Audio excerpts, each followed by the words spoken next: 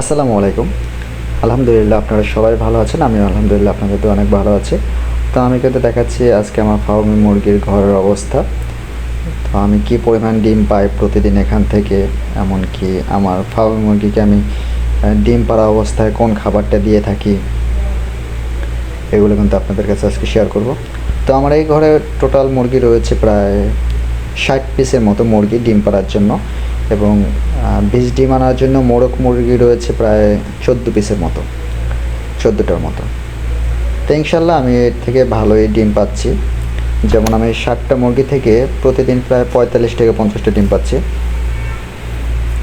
এমনকি আপনার এই মুরগিগুলোকে আমি ডিমে যখন প্রথমে আসে 4 মাস, 4.5 মাসে ডিমে আসে, তো তখন থেকে কিন্তু আমি লেয়ার ওয়ান খাবারটা দিচ্ছি।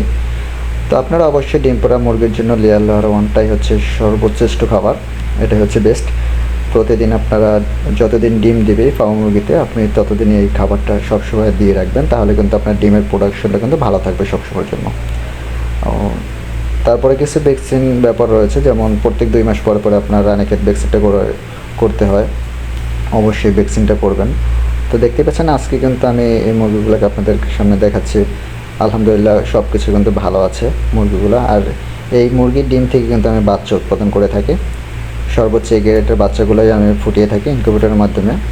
তো আপনাদের যদি কারো ফার্মি মুরগির বাচ্চা প্রয়োজন হয়ে থাকে, তাহলে অবশ্যই আমার সাথে যোগাযোগ করবেন আমার ইনবক্সে। ইনশাল্লাহ আমি আপনাদেরকে সর্বোচ্চ ভালো মানের বাচ্চাটা দেওয়ার চেষ্টা করব। সবাই ভালো থাকবেন, সুস্থ থাকবেন। আসসালামু আলাইকুম।